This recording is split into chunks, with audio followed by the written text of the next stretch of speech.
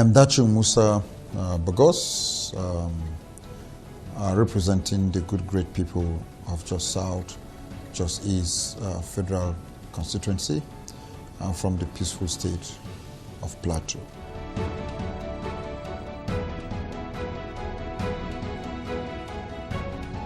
My expectations are so enormous. Just not my expectation, but the expectation of my constituents. The expectation of my constituents in the sense that my constituency is a cosmopolitan constituency.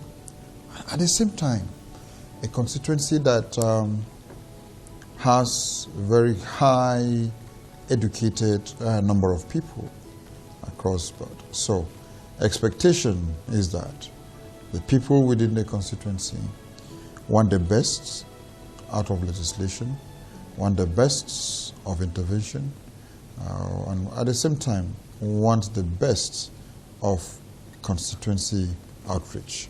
So my expectation, in line with the expectation of my people, is to have the kind of a synergy with my constituents, that let their heartbeat be my heartbeat.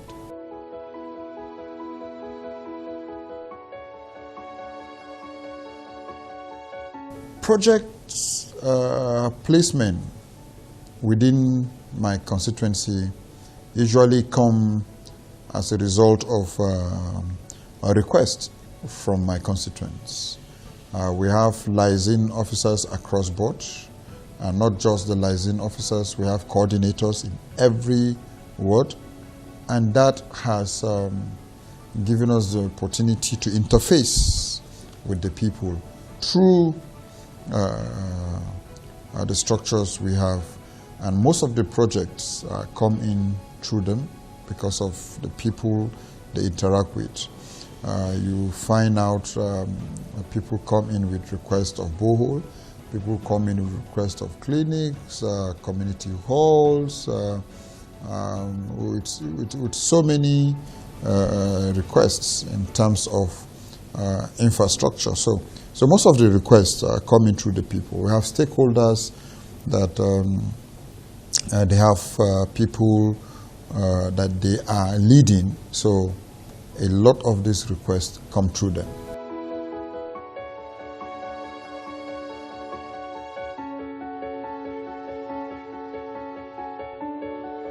Yeah, well, there is something I believe in, that wealth is not the amount of money you have in your pocket, but your wealth should be the number of people you have around you. So invariably, I believe in the people. I believe in assisting with whatsoever little I have at whatsoever point, because by the way, whatsoever you want to gather for yourself are not given to the people. The mighties in the olden days have seen it all, and at the end of the day they said vanity is vanity. So what's the essence of keeping anything to yourself? So I believe that I rather invest in people than invest in self.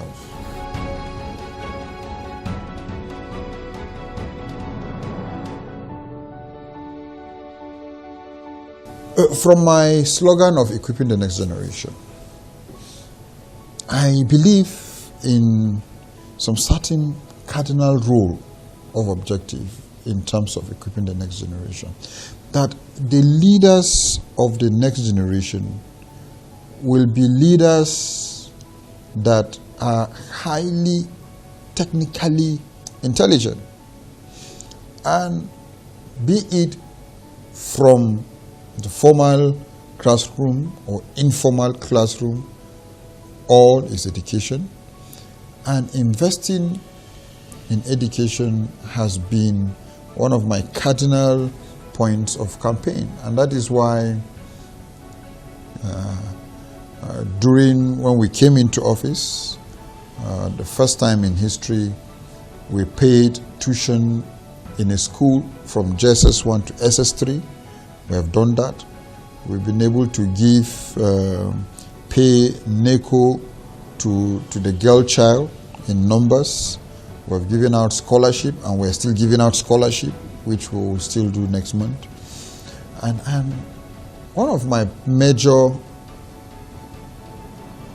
understanding, and which will be my major joy, is that at the end of my assignment is that I should be able to showcase the number of people that I've produced to be men and women through my form of scholarship,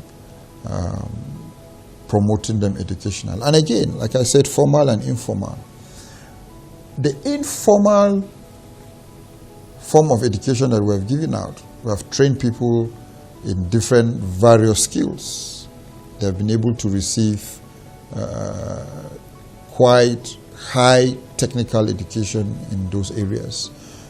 We have taken in women from every ward, taken them to a training school where they learn sewing, and we gave them at the same time starter pack of sewing machine, and not just that we should just give a starter pack and someone will just go and sell it. No, the people that got those sewing machine were trained as professional fashion designers, and we were able to give them those sewing machines. And up to date, they're doing great. And these are people that through the informal form of education that we have given them, they are now empowered to be able to cater for themselves.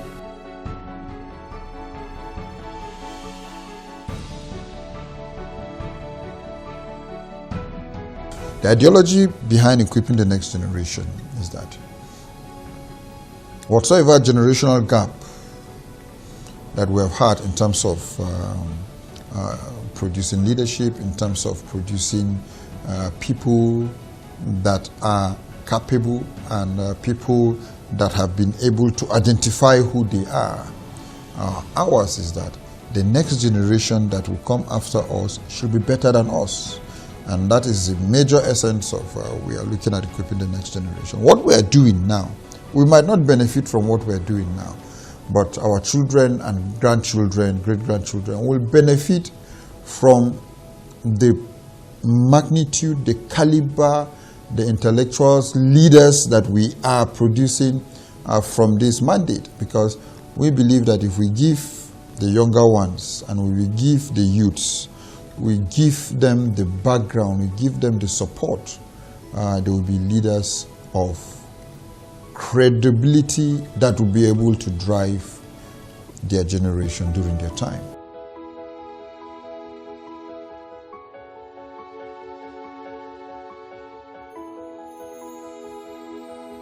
I always look at employment opportunities as a privilege, in as much as it's out of our own legislative mandate, but it's what we lobby for our constituents.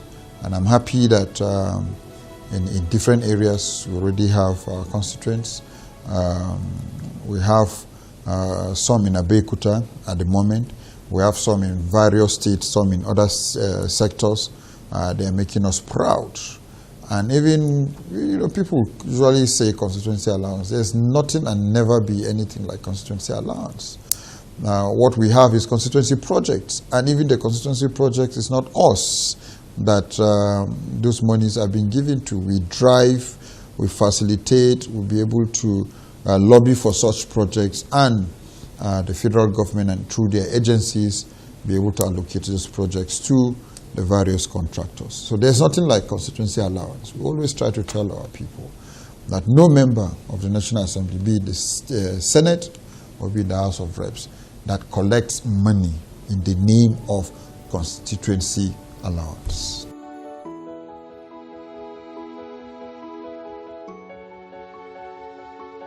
Yeah, well, the journey has been incredibly challenging, educative, interesting, loving, at the same time been able to get great and tremendous support from my constituents.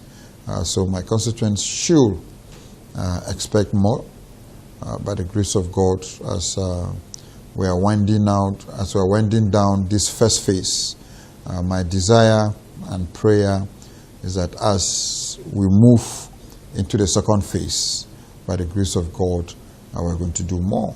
And by the grace of God, with their continuous support, we will reach out to areas that we have not been able to reach out on the first phase. But then, whatsoever we have done in the first phase, carrying it through the second phase, definitely we're going to do better, greater, and the constituency will be stronger.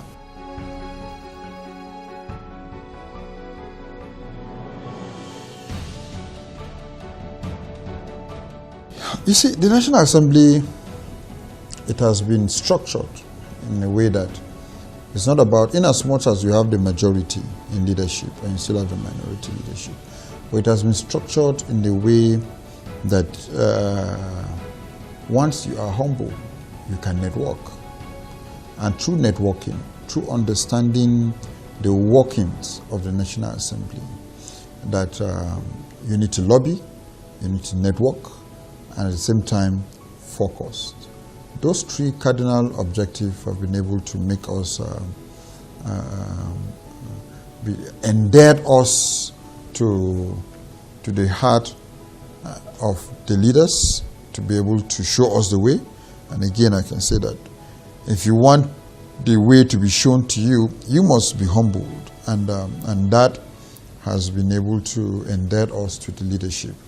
And that we've been able to lobby so much for our constituents. And again, prudency in ensuring that whatsoever constituency project that we have been able to get, that it is being executed, that you don't shortchange your constituents. And that has been one of my cardinal rule and objective on moral grounds, that I've promised my constituents that, look, this is what I will do. And whatsoever is for the people will go for the people. And I thank God that all the constituency projects that I've been able to lobby, all and each and every one of them have been executed, not abandoned, not uncompleted. They have been executed. Some are ongoing as I'm talking to you, and we are going to commission them in few weeks to come.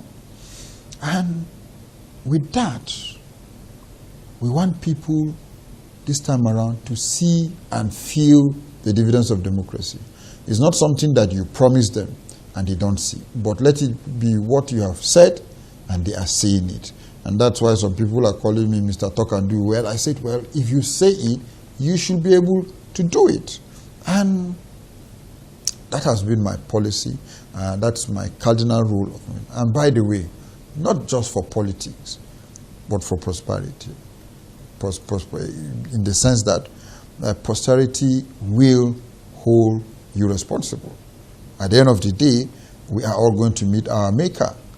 And all these things we are doing in this office, we are going to give account of what we are doing and what we have been able to do.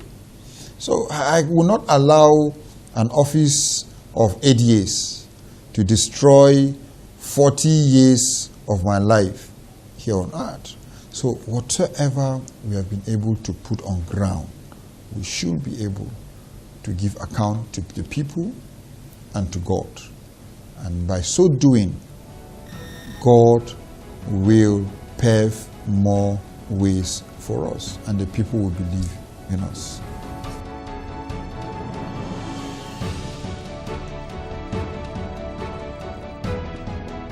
Yeah, the insecurity in Nigeria has worsened in the sense that it's now a difficult thing for us to be able to understand where it's coming from.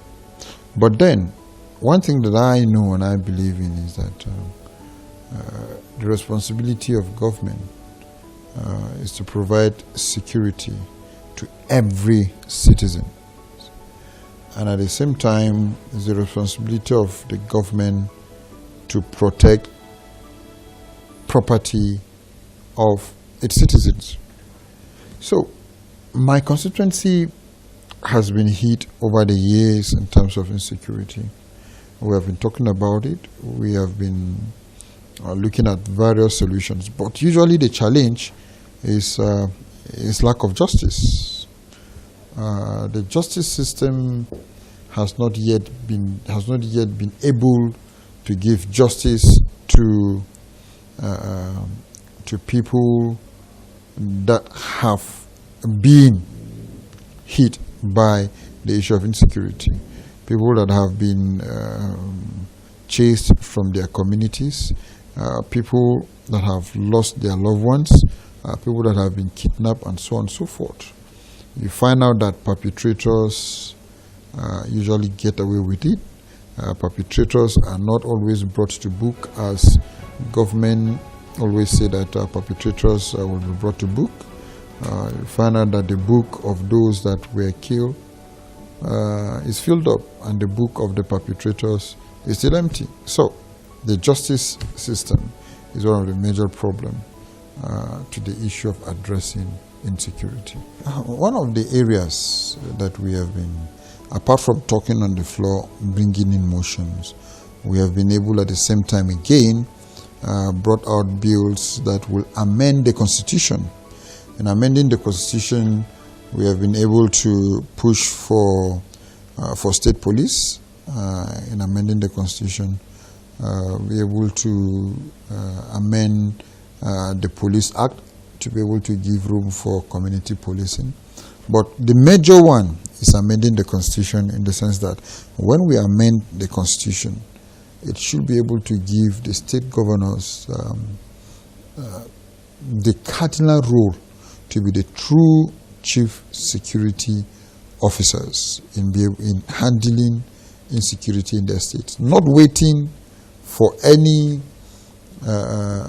pronouncement from IG or from president or so on and so forth, but to be able to see how the areas and the issues of insecurity has been addressed.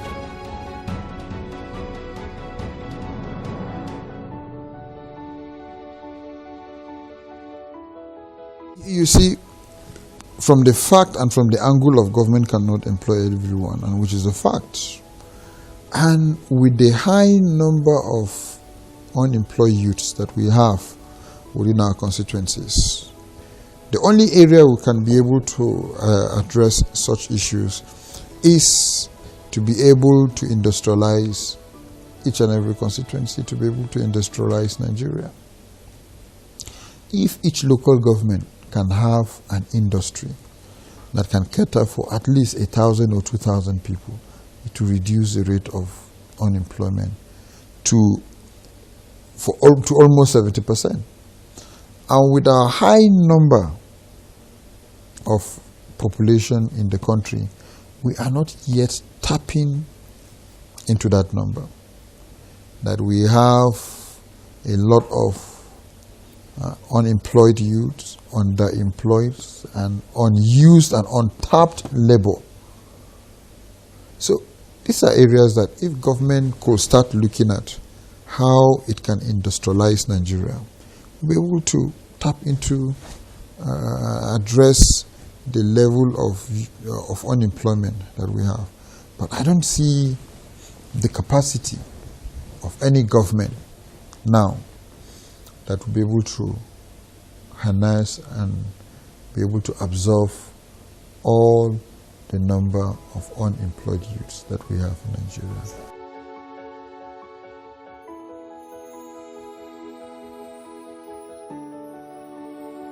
Well, number one, I'm not a businessman. Number two, the only platform I have is the National Assembly. Apart from lobbying for jobs for my constituents, recommending them to various agencies on merit, some certain level of lobbies. We don't just, I'm not part of the clique that will just want to lobby for someone when he's not qualified. Because if you put an unqualified person in the system, the slogan of equipping the next generation we're talking of, we have bastardized it. So let people be employed on merit. And at the same time, we bring up legislations that will be able to open other sectors. Look into the budget. What are those foreign direct investments that we can bring into the budget to be able to open up the economy? Those are key areas, and those are key cardinal points that I, as an individual, have been looking at.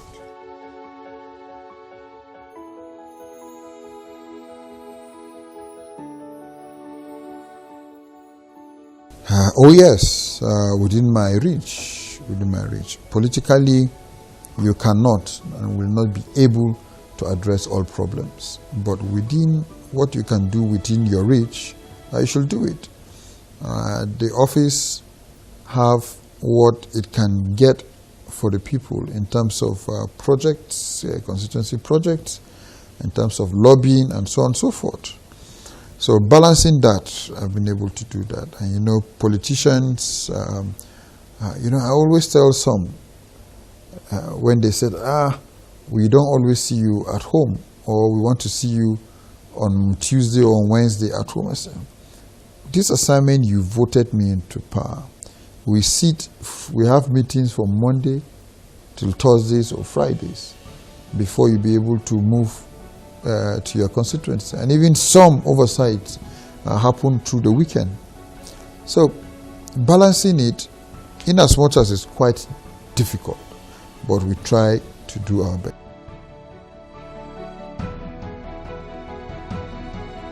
Well, I will look at from what has been done within the constituency and what we are doing now. I will just say, I will nod my head that yes, we have all done well, not me. But then, in scoring and putting the benchmark, the people have seen what we have done, and the people should be able to say what we have done. I want to thank God that in recent times, last year I got award from the House of Reps Press Corps as one of the best legislator in activism and so on and so forth. I got again an award from the Guardian newspaper as one of the best new members. Again, I've gotten award from different organizations. And not only that, the rating, again within the National Assembly, from the independent bodies within the National Assembly, has placed us at various points as 1 and 2. So if it were a classroom marking, since I came into the National Assembly, I've been number 1, number 2 at a point. Number 1, number 2. I've never missed that 1 and 2. So we thank God for where we are. But then, like I said, let the rating be from the people.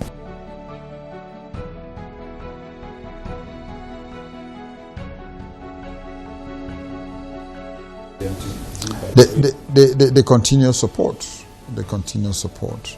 I've enjoyed the support of my constituents, and I believe that I will continue to enjoy the enormous support they have given us, and we are trusting God. We are trusting God that we will surely be stronger together in the next phase of our assignment, and that together we will succeed, because I know that it is not over until it's over. Thank you. I'm Chundun Bodfan. I'm a legislative aide to Honorable Hon Musa Bagos. I've been working with him since he became the honorable member representing the good people of Jos South, Jos East Federal Constituency, Plateau State.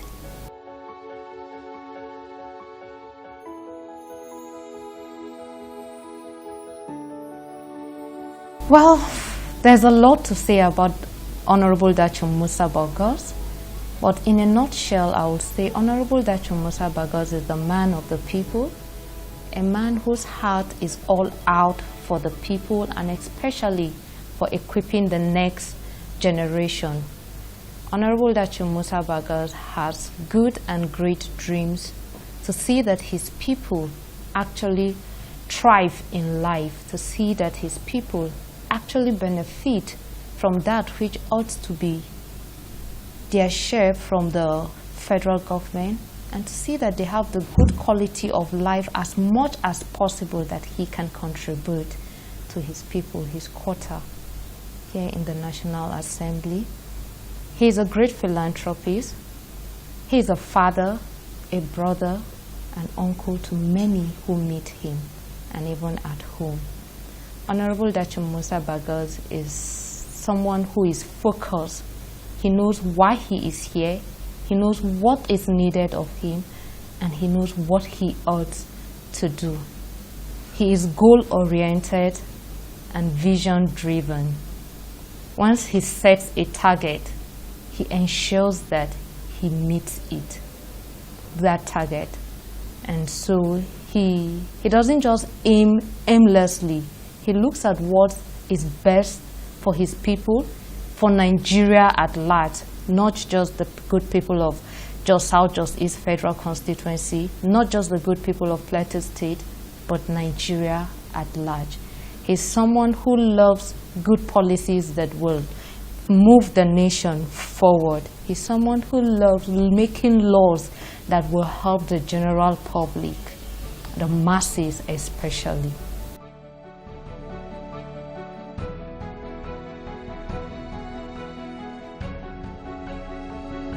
I wish he excels above all things, and I wish that he becomes the man that the people actually dream for him to become.